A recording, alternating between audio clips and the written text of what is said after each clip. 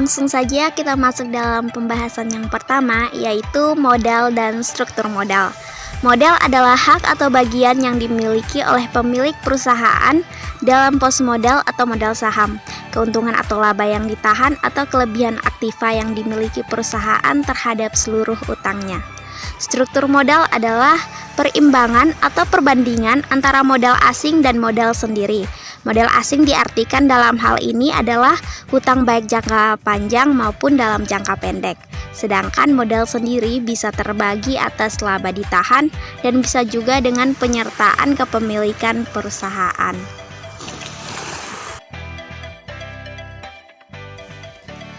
Selanjutnya kita ke pembahasan kedua mengenai teori-teori kapitalisasi. Perlu kita ketahui bahwa mungkin perusahaan akan mengalami over and under capitalization. Over capitalization bisa terjadi jika earning tidak cukup besar untuk mendapatkan fair of return dari jumlah modal yang diinvestasikan. Atau dengan kata lain, average rate of return lebih kecil daripada fair rate of return. Atau bisa juga jika jumlah nilai sekuritas yang ada di dalam peredaran lebih besar daripada nilai real dibandingkan dengan nilai asetnya. Selanjutnya untuk under capitalization. Bisa terjadi jika average rate of return dari perusahaan tersebut jauh lebih tinggi dibandingkan dengan rate of return dari modal yang diinvestasikan dalam perusahaan yang sejenis lainnya. Atau jika jumlah nilai sekuritas yang tercantum dalam neraca jauh lebih kecil dibanding nilai real pada asetnya. Faktor-faktor yang mempengaruhi struktur modal. Yang pertama, tingkat penjualan. Artinya, perusahaan dengan penjualan stabil, cash flow relatif stabil, dapat menggunakan hutang yang relatif besar. Yang kedua, ada struktur aktiva. Artinya, perusahaan dengan aktiva tetap besar atau sebagai kolateral dapat menggunakan hutang yang relatif besar juga. Yang ketiga, tingkat pertumbuhan perusahaan. Artinya semakin cepat pertumbuhan perusahaan, maka semakin besar kebutuhan dana untuk ekspansi. Yang keempat ada profitabilitas. Artinya, pecking order teori menyatakan bahwa urutan pembiayaan terdiri dari laba ditahan, kemudian hutang, kemudian jual saham baru untuk menghindari pengawasan eksternal. Yang kelima ada variabel laba dan perlindungan pajak atau tax shield. Artinya perusahaan besar memiliki akses besar masuk pasar modal, sehingga ada korelasi positif antara skala perusahaan dengan debt to book value of equity ratio. Yang keenam ada kondisi intern perusahaan dan ekonomi makro. Artinya saat yang tepat menjual saham atau obligasi ketika tingkat bunga pasar rendah dan pasar bursa dalam keadaan saham yang naik. Yang selanjutnya yaitu pendekatan konsep penilaian struktur modal. Teori pertama yaitu teori pendekatan laba bersih atau net income. Diasumsikan investor mengkapitalisasi atau menilai laba perusahaan dengan tingkat kapitalisasi yang konstan, dan perusahaan dapat meningkatkan jumlah utangnya dengan tingkat biaya utang yang konstan. Artinya, tingkat kapitalisasi atau tingkat biaya utang konstan atau tetap, maka semakin besar jumlah utang perusahaan, maka biaya modal rata-rata tertimbang akan semakin kecil. Yang kedua yaitu teori pendekatan laba operasi bersih, di mana biaya modal rata-rata tertimbang konstan, berapapun jumlah utang perusahaan tetap. Dalam teori ini, investor memiliki pandangan berbeda. Yang pertama yaitu biaya utang konstan sama seperti pendekatan laba bersih. Yang kedua yaitu utang perusahaan meningkat, risiko perusahaan juga meningkat. Oleh karena itu, manajemen menuntut agar keuntungan perusahaan juga harus meningkat.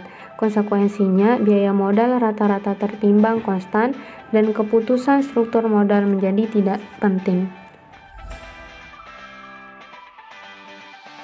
Selanjutnya kita akan ke pembahasan keempat tentang pendekatan konsep penilaian struktur modal. Teori pendekatan tradisional diasumsikan bahwa dalam satu level tertentu, resiko perusahaan tidak mengalami perubahan KD dan kekonstan Dan setelah leverage atau resiko utang tertentu, biaya utang dan biaya modal sendiri naik atau meningkat.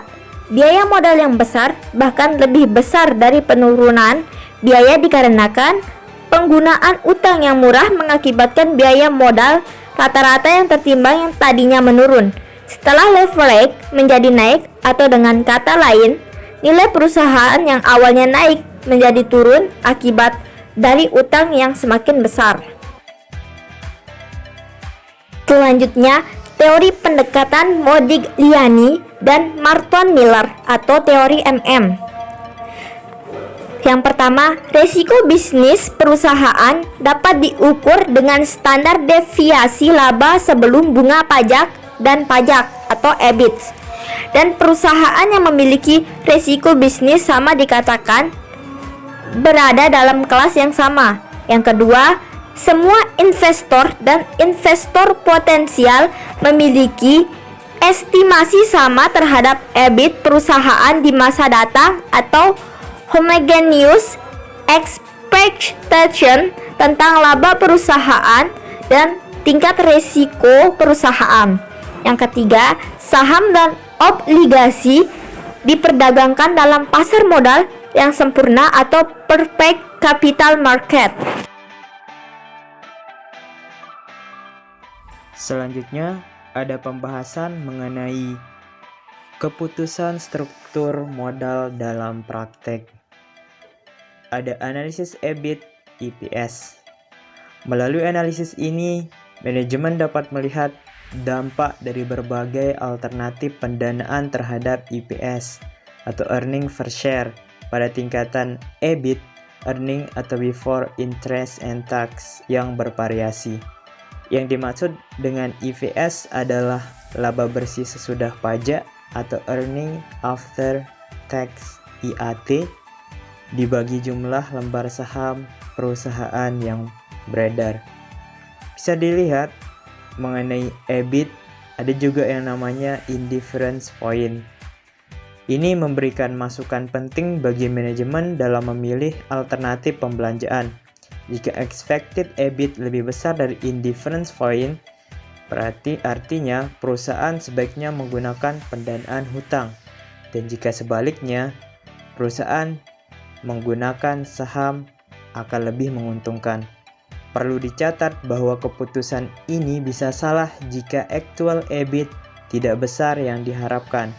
Oleh karena itu, di dalam mengambil keputusan, manajemen harus memperhatikan juga deviasi standar atau tingkat variabilitas EBIT perusahaan.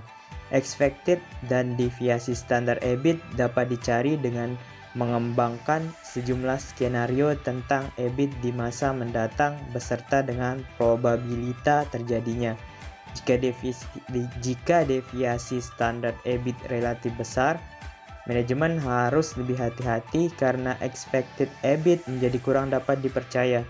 Sebaiknya manajemen memutuskan menggunakan hutang hanya bila expected EBIT cukup jauh di atas indifference point.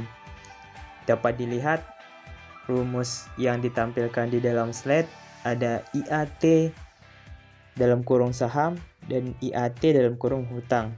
Ini alternatif pendanaan menggunakan saham dan alternatif pendanaan menggunakan hutang, sama dengan jumlah saham dengan juga jumlah saham.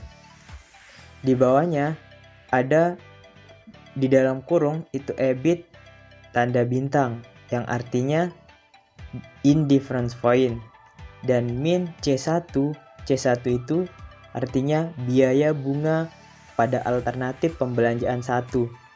Kemudian ada dalam kurung lagi 1 dikurangi T itu tingkat pajak. Nah, kembali lagi di dalam kurung ada EBIT bintang minus C2. Ini indifference point dikurangi biaya bunga pada alternatif pembelanjaan 2. Sama juga di dalam kurung 1 min T. T sama dengan tingkat pajak. Kemudian di bawahnya ada S1 dan S2. Artinya jumlah saham pada alternatif pembelanjaan 1 dengan S2 jumlah saham pada alternatif pembelanjaan 2. Oke, kita membahas mengenai perbandingan rasio-rasio leverage. Tujuan dari analisis ini adalah untuk menentukan efek dari setiap alternatif pendanaan terhadap rasio-rasio leverage atau bisa dikenal dengan penggunaan hutang. Manajemen kemudian dapat membandingkan rasio-rasio yang ada saat ini dan rasio-rasio pada alternatif pendanaan tertentu dengan rasio-rasio industri sejenis. Rasio leverage terdiri dari yang pertama rasio hutang atau dalam bahasa Inggrisnya debt ratio, dan yang kedua rasio jaminan atau coverage ratio. Kita membahas tentang rasio hutang, menunjukkan kemampuan perusahaan untuk memenuhi kewajiban jangka panjang, sedangkan rasio jaminan menunjukkan kemampuan untuk membayar bunga dan pokok pinjaman yang jatuh tempo. Untuk menghitung rasio hutang, manajemen menggunakan informasi dari neraca. Untuk menghitung rasio jaminan, informasi dari laporan laba rugi yang dipergunakan. Kemudian bisa dilihat di sini bahwa manajemen dapat menggunakan metode perhitungan rasio sebagai berikut. Oke, yang pertama rasio hutang. Ada 3 cara menghitung rasio hutang. Yang pertama, total hutang dibagi dengan total aktiva. Itu cara yang pertama. Dan cara yang kedua, hutang jangka panjang dibagi hutang jangka pendek plus modal sendiri. Cara yang ketiga, total hutang dibagi dengan modal sendiri. Itu cara manajemen menghitung rasio hutang. Kemudian yang kedua, rasio jaminan. Di sini ada 2 cara. Yang pertama, cara time interest earned sama dengan EBIT dibagi biaya bunga. Kemudian cara yang kedua ada debt service coverage, sama juga EBIT dibagi biaya bunga plus pembayaran pokok pinjaman dibagi 1 dikurangi dengan tingkat pajak. Oke.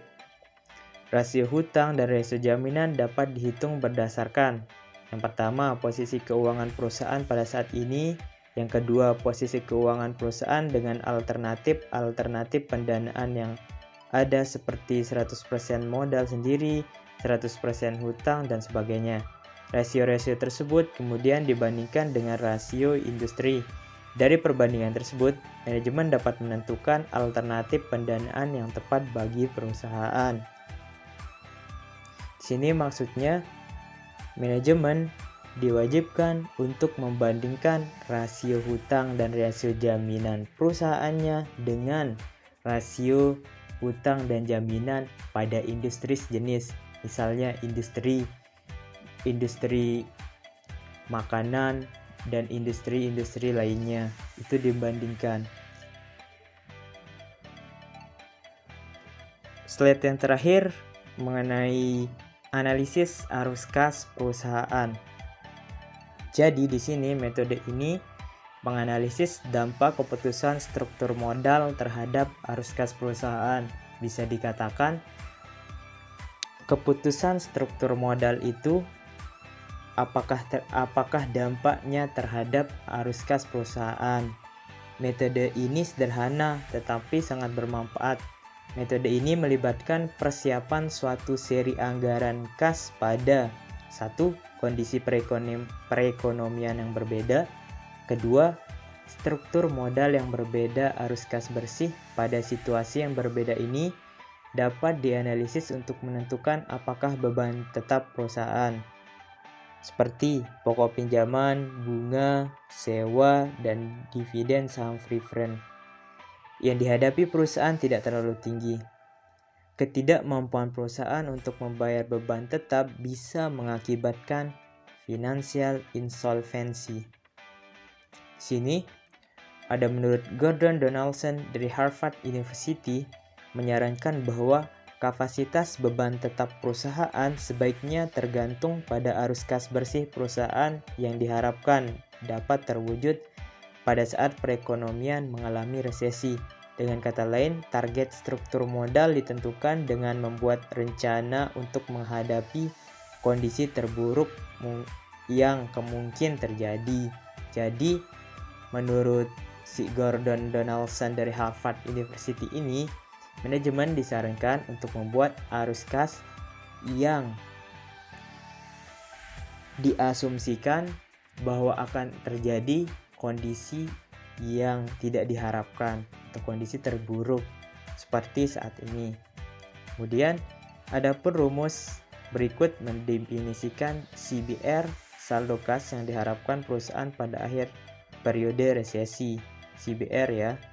CBR sama dengan CO plus NCFR dikurangi FC, di mana CO adalah saldo kas pada awal resesi, NCFR adalah arus kas bersih dari operasi selama resesi, dan FC beban tetap perusahaan. Jadi, di sini kita bisa menganalisis arus kas perusahaan menggunakan rumus yang di slide ini.